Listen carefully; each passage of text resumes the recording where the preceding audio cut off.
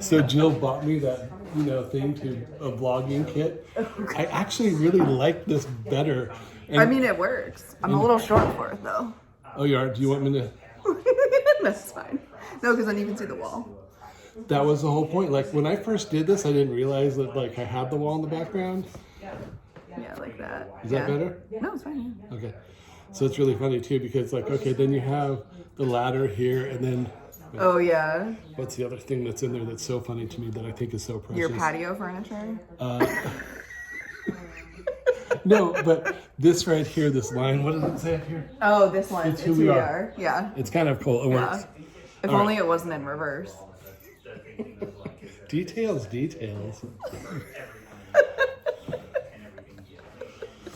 Thank you. Yeah. I've had my word for like a week. Hey, Have you really? get out of here. Stuck. Well, do you want to talk about it? Yeah. Yeah. I didn't know I had to talk about it. Well, you don't really have to. No, But I will. I'm really curious, like, what carries the weight on this word and what the word is. Oh, well, it's a weighty word. My word is divorce. Ah, I think it's a scary word, right? For most people. yeah. And it's like, I feel like lately it's like a little less scary. It's like more like embraced and less of a, like, when you tell people you're like going through a divorce, they're like, oh, I'm so sorry. And it's like, when people say that to me, I'm like, no, I'm happy. It's like everyone's like first like thought is like, oh, it's so sad, and it's like, actually no, like it's a scary thing. And then like once you make the decision and it's the right decision, it's not a bad thing. And like both of us have been divorced, and it's like in very different stages in our lives, and it's like, I feel like it's just a word that shouldn't be as negative as people treat it. And like really, like, it's a life event, like a marriage or like going to college, and it's good for some people and bad for other people based on your experience. I think that's so fascinating when you think about the weight of the word carries. Like, right, to your point, like, okay, it's a weighty word. So as you start to drill down on that word, it's really interesting for me in the sense that what if you change the weight of that word where it's light, where it's like, oh, we all go through changes. There's a word that I really love right now that people always hate, and it's transition, and they use it for trans people. But I think that transition is something we all go through all the time. Yeah. My mom died whenever it was, and it's like, okay, I went through a transition at that point, right? Yeah. And so the change is that I want to use. It's like, how do we view those change? Do we put a lot of weight on it, to your point, where it's like, as opposed to, no, don't feel sorry for me. Like, this is an exciting new beginning for me. It's like, I got rid of a dead weight. Yeah, like breakups and divorce, you're like, it's overwhelmingly seen as negative from the outside, but like how I've been feeling about my own experience is like overwhelmingly positive, and it's a good thing. Yeah. But it's such a, like, there's so much stigma around it. Right. But I feel like that's changing, and like as I've gotten older and I have more friends that have been married and divorced and have gone through those things, like everyone talks about it coming out on the other side as a positive. But like it's such a perceived negative thing, but like for a lot of people it's actually a really good thing, like if you're not happy in a relationship to do. But it's like, it took me a long time to like really make that decision, and there's like shame, and you're like throwing away a relationship, and like you go through all those emotions. But like for a lot of people it's a good decision, and it's like, it's just such a hard thing to wrap your head around. And then people never really know how to react, and so they're always like, I'm so sorry, and you're like, no, I'm happy, like it's a good thing. And even like my friends now are like, you are so much happier. Right. But it's still like a thing, like when you tell people like, oh, I'm divorced, or like, Graham got divorced when he was younger, and people are like, oh no, what happened? And it's just like, it's such a negative word that I feel like is kind of turning a corner at the moment, and definitely like for me personally is not a negative thing. Okay, so we're changing the emotion or the meaning here. Yeah, I mean, even This is a moment that it's a defining moment that, no, it's not a negative word, it's a positive word.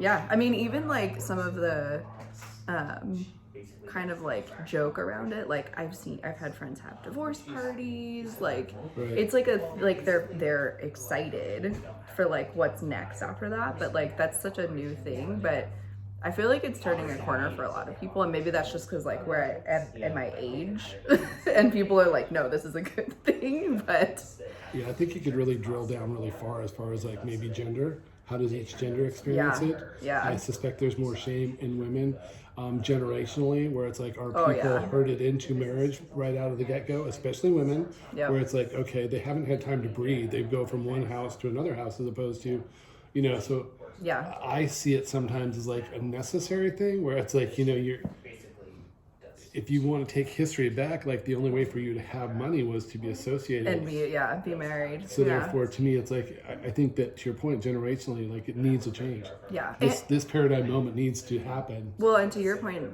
for women, like I have several girlfriends who are now single, who were married or they were in like long-term relationships, and now they're single and they're super happy. And I think there's like, I admire them because I think it's hard to be really happy alone, especially when you've been together for so long with anyone.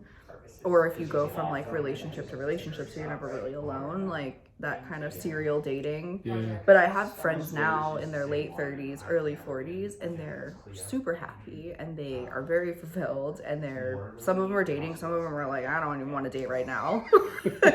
But they've been trying when it's not working out. Yeah. But it's like it's a very different like perception. Like, you always think of like, oh, the single girl like goes home and it's like lonely and whatever. But it's like they have very interesting lives and like are very happy not having a partner. And if they find a partner, that's great. But they're not like, doing the like, let me get on Tinder every night and try to find someone. Like they're like, if it happens, it happens. And I think it's like a result of kind of my age, being in my like mid to late 30s, but I think also just the perception of those things changing. And a lot of those friends that I have are divorced and sometimes remarried and divorced again. Like, and that's just kind of like, I feel like the ebb and flow of like, you change over time, and so that will change your relationships. I got married to someone I met my freshman year of college, and I got married in my late 20s.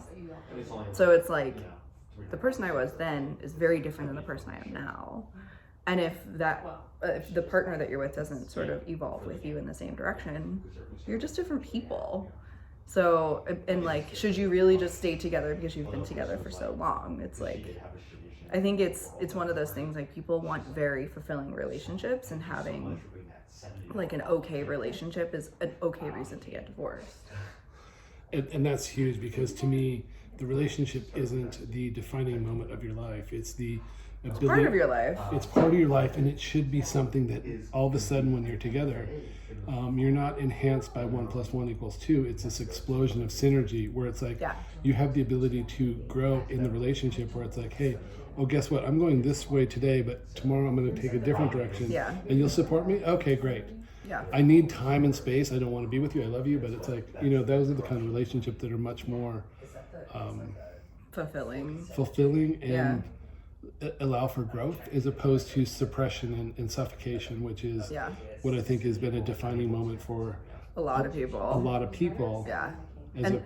And I think, you see people in marriages that are obviously not happy and they're just sort of stuck in them. And I think I went through that, but also like, it's tough to see. Like I see that in friends sometimes, and like, mostly the ones who have been together for a long time, and I've got a lot of vested. I mean, it's a real thing, right? Like, like sort of throwing away a relationship after so long, but it's like when you see that and like you are great, like each of you are great people, Right. But together it's not that what you just described. It's like, it's tough.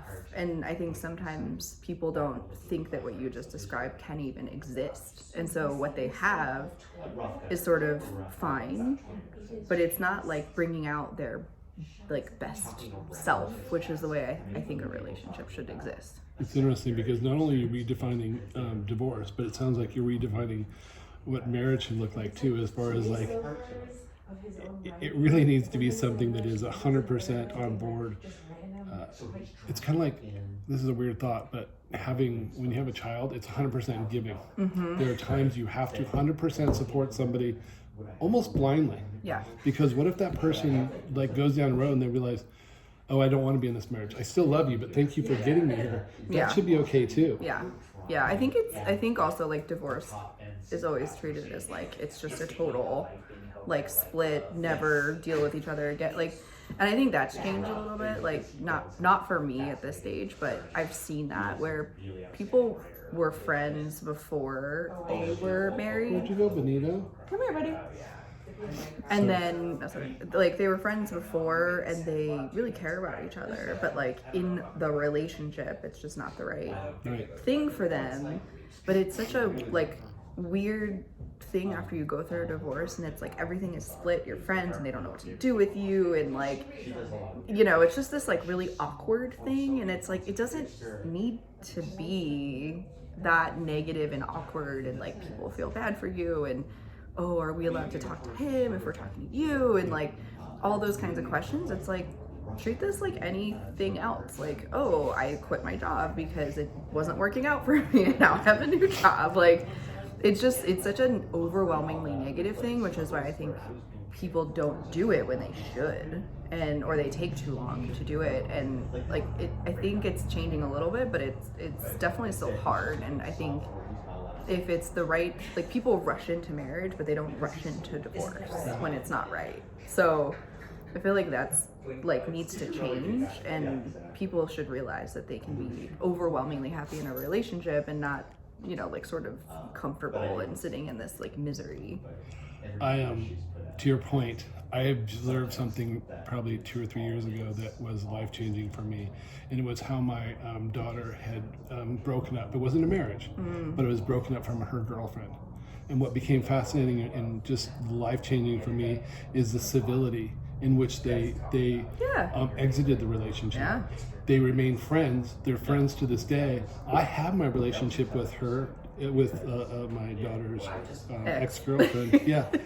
Because I had fallen in love with her too on some level. And so we have this really amazing relationship. So therefore, to your point, just because it didn't work as a relationship, it works as a intimate relationship. It works more of a friendship relationship. Yeah. And so I think people embed like your relationship so much into the person, and it's part of your person, but it's not your whole person. Yeah. And I think that's where like people feel bad for you. They can't divorce the idea of being not in a relationship and being friends. Like it's like such a like thing that people attach to their identity is their relationship, and it doesn't need to be. Like that's part of my identity, but like it's not my whole person. Like I am actually a whole person outside of a relationship.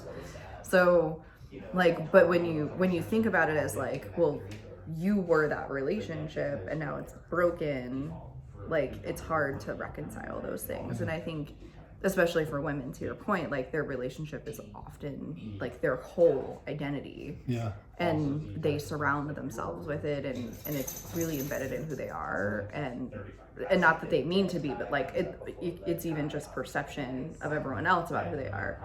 And so it's like you should be able to exist as yourself, whether you're in a relationship or not. And if just like a job, a relationship doesn't work out, it doesn't mean like everyone has to divorce that company. Like all your coworkers have to come with you, like when you quit. Yeah. I think that's an important conversation, even for later, maybe even as far as like marriage, as far as like the idea of going into the future, and like how women are like maybe the highest title they could have at one point was mother, right? Yeah. And so therefore, what you lose in that's still associated with the relationship.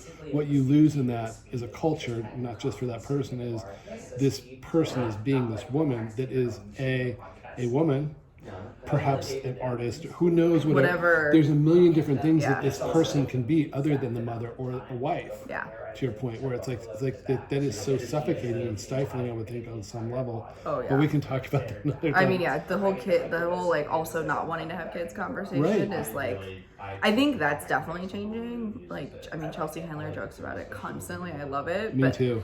But it's like, yeah, I mean, I always make this joke. I was really happy when I turned 35 because I think that was the first age that I was at when I told people I didn't want to have kids, their immediate reaction wasn't, you'll change your mind.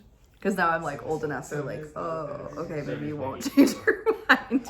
But it was like, you know, when you're younger, it's like, oh, you'll change your mind, you still have time. And now, like, when I hit 35, I was like, finally, people stop saying that to me. And it's like, but it's the same perception. If you didn't have kids or want kids, it's like, oh, your life must not be fulfilled, and like all of those things. And it's like, that's definitely changing. But I think the stigma around divorce is still there. And it's like a thing that people don't like to talk about. Do you think it's the same kind of stigma though, like, oh, or that same kind of empathy, like, oh, you're divorced, or you don't have kids? Yeah. Do you think it's the same kind of empathy? It's like the pity. It's the pity. It's a pity is what Yeah. it is, where it's like, and it's the like, no, reality I'm is, happy with those decisions. not only happy, but the thought that goes into it, and the I'm just going to use the environmentalness of it all, and the strength it would take to have that decision is way stronger than the other one. Oh yeah, because it's not as accepted. Yeah.